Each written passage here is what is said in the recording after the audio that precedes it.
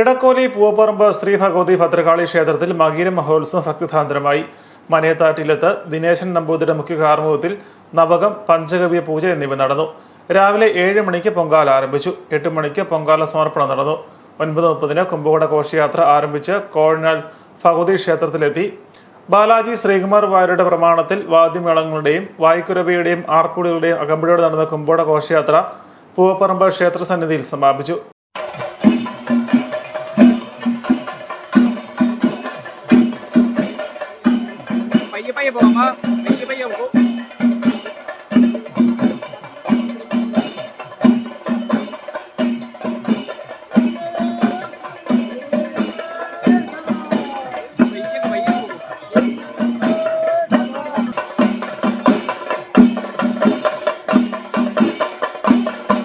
തുടർന്ന് മഹാപ്രസാദം ഊട്ട് നടന്നു.